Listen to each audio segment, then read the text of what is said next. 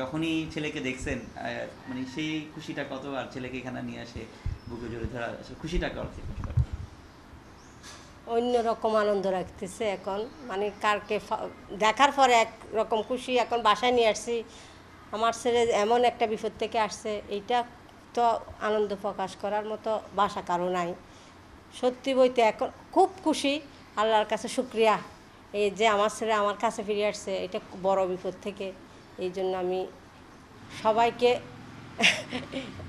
জানাইতেছি, খুব ধন্যবাদ জানাইতেছি, এটা খুব ভালো লাগতেছে।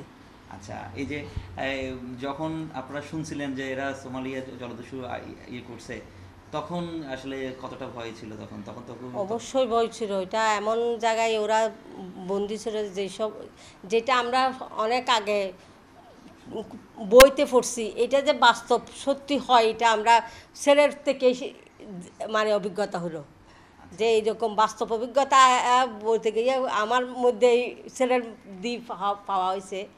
খুব কষ্টের মধ্যে ছিলাম আমরা, খুব দুশ্চিন্তার মধ্যে ছিলাম বলতে গিয়ে। এটা একটা কখনও ওইখান থেকে ফিরে আসবে কি না, কারণ ওরা যে পরিস্থিতি ছিল ওইটা কোনো খুব স্বাভাবিক কোনো বিপদ না, এটা অন্য ধরনের বিপদ। একেবারে বলতে গিয়ে এটা কেউ কারো হাতে ছিল না, এটা একমাত্র আল্লাহ সহায়তা করছে, আর ওদের কোম্পানিও সহযোগিতা করছে সব দিক দিয়ে। বলতে গিয়ে সবাই দোয়া ছিল এইখান থেকে মুক্ত হওয়ার।